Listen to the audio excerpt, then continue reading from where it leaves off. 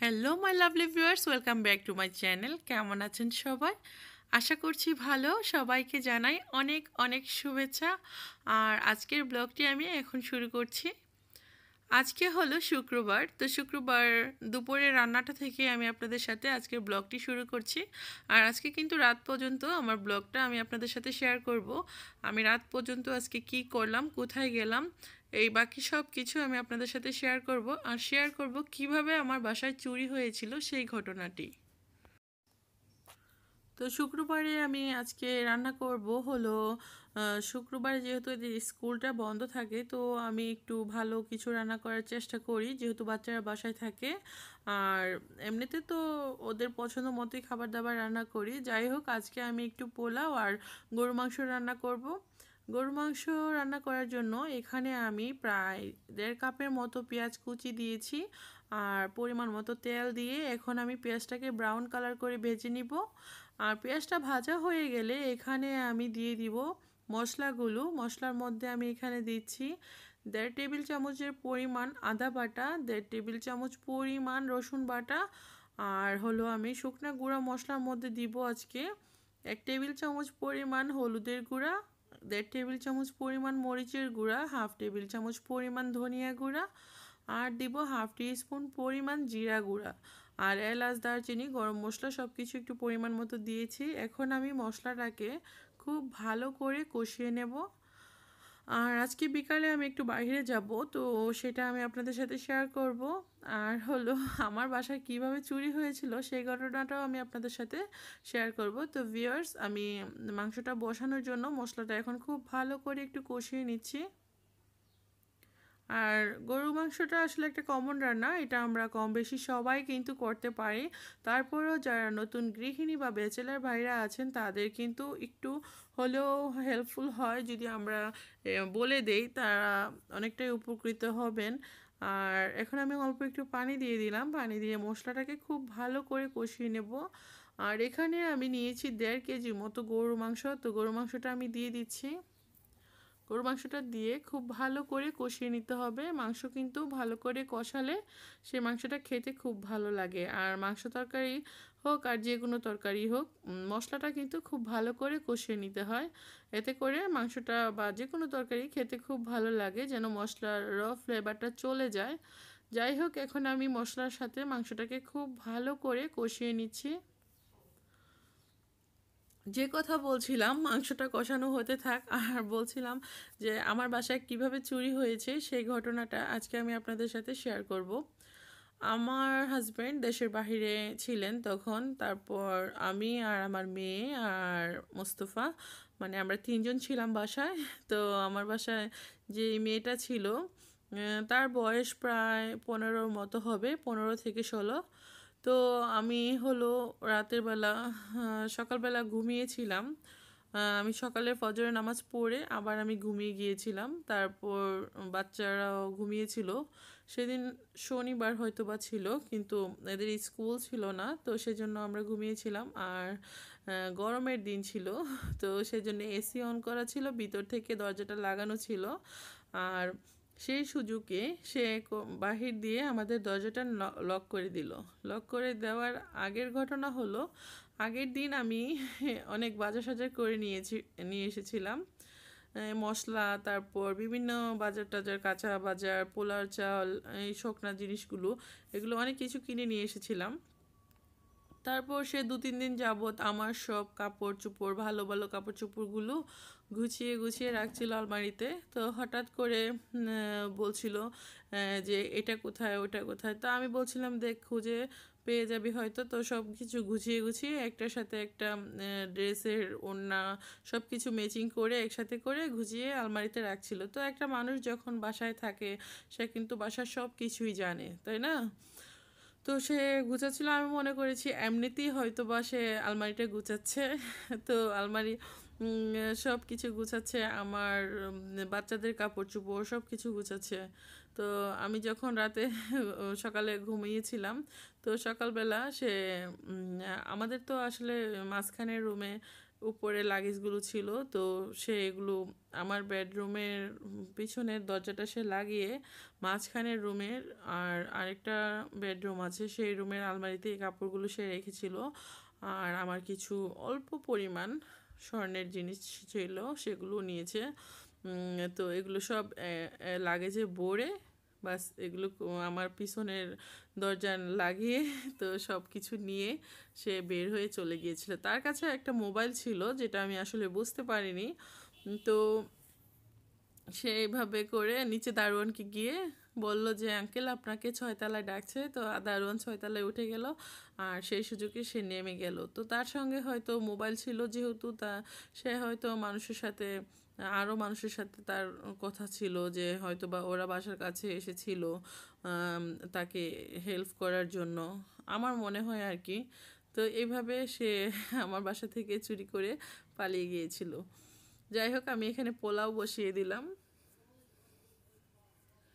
তো পোলাওটা রান্না করে নিচ্ছি আর আমরা যেহেতু মানুষ কম তো সেই জন্য পোলাও অল্প করেই রান্না করছি। আর হলো আসলে কি আমরা কাজের মানুষগুলো যখনই রাখবো তখন আসলে তাদের ভালো করে ঠিকানাটা জেনে নেওয়াই ভালো। আর এরা সাথে করে কি নিয়ে আসে সব কিছু একবার চেক করে নেওয়াটাই খুব মানে জরুরি। কেননা সে যখন আমার বাসায় এসেছিল তার ব্যাগ ছিল একটা, ব্যাগটা সবসময় সে তালা মেরে রাখতো। আমার কখনো ইচ্ছেও হয়নি যে দেখি তার ব্যাগে কি আছে। তবে একদিন আমার মোবাইলের চার্জারে কাজ করছিল না।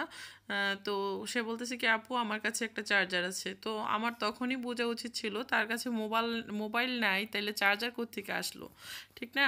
কিন্তু আমিও বোকার মতো আমি আর জিজ্ঞেস করলাম না, আমি বললাম ওকে ঠিক আছে তাহলে তো চার্জারটা দাও। তো আমি আবার ওর চার্জারটা নিয়ে আমি ঠিকই মোবাইল চার্জে দিয়েছিলাম।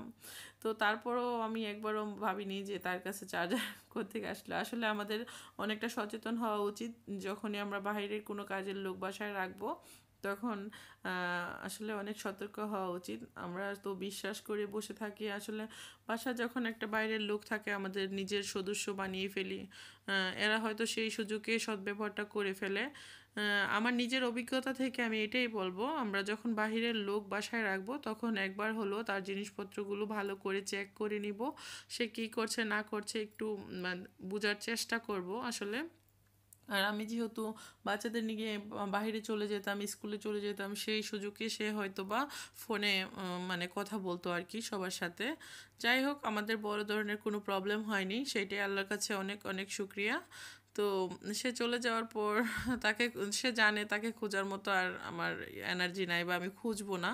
তো সেই জন্যই হয়তো বা এইভাবে সে জিনিসপত্রগুলো নিয়ে চলে গিয়েছিল। বাচ্চাদের কাপড় চোপড় নিয়েছে, আমার স্যান্ডেল অনেক কিছু নিয়েছে। মানে কি বলবো, 4-5টা লাগেজ সে গুছিয়ে একা তো নেওয়া সম্ভবই ছিল না। সে একা এগুলো কিভাবে নেবে? তো তার সাথে লোক তো অবশ্যই ছিল। যাই হোক, সে এভাবে চুরি করে গিয়েছিল। তা আমি এটাই বলবো, আমার ব্লগটা অনেকেই দেখেন। তো আপনাদের কাছে একটাই রিকোয়েস্ট, আমরা যখন বাইরের লোক রাখবো তখন অবশ্যই আমরা একটু সচেতনতার সাথে চলবো। আর তারা যখন প্রথম আমাদের বাসায় আসবে তার জিনিসপত্রগুলো একবার হলেও চেক করে দেখে নিব যে কে কী মানে সে কী কী নিয়ে এসেছে বা এরকম আর কি। অপরিচিত লোক রাখা আসলে ঠিক না। তো আমার রান্নাবান্না শেষ। আর এখন আমি বাচ্চাদেরকে নিয়ে শাওয়ার দিব, শাওয়ার করে তারপর নামাজটা আদায় করব।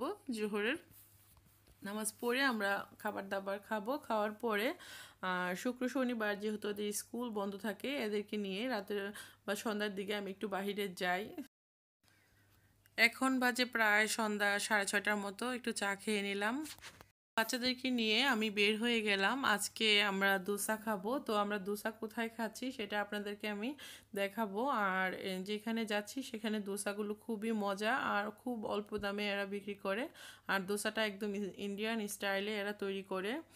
আর যাই হোক, যেতে যেতে আপনাদের সাথে অনেক গল্প করছি। আর আরেকটা রিকোয়েস্ট করব, সেটা হলো আমরা যখনই বাহিরের কোনো লোক রাখবো কাজের জন্য তখন যেন আমরা একটা ছবি তার তুলে রাখি আর তাদের আত্মীয় স্বজনের পরিচয়, অ্যাড্রেস এগুলো যেন আমরা রেখে দিই। এতে করে কিন্তু এরা খারাপ কিছু করার আগে একবার হলেও ভাববে যে আমাদের অ্যাড্রেস দেওয়া আছে, ছবি দেওয়া আছে। তো তো বিপদ কখন আসে আসলে বলে আসে না।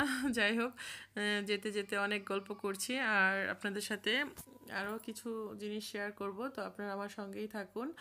আর একটা রিকোয়েস্ট, যারা আজকে আমার ব্লগটা নতুন দেখছেন তারা প্লিজ আমার চ্যানেলটাকে সাবস্ক্রাইব করে দিন। সাবস্ক্রাইব করে পাশে থাকা বেল বাটনটি প্রেস করে দিন, তাহলে কিন্তু আমার দেওয়া সকল নতুন ভিডিওগুলো সবার আগে চলে যাবে আপনার কাছে। সামনের দিকে দেখা যাচ্ছে অনেক শোরগোল, ওখানে মনে হয় কোনো কিছু হচ্ছে, তো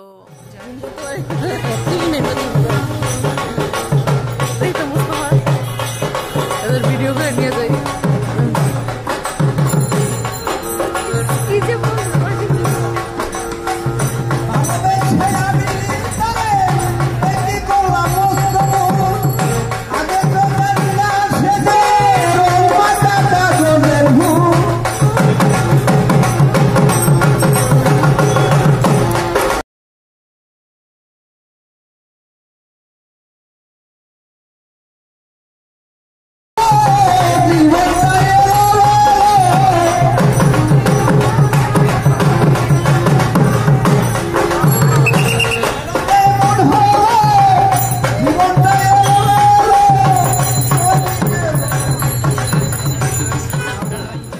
আমরাও করতেছি, তো একটু পরে আমরা দোসা খেতে চলে যাব।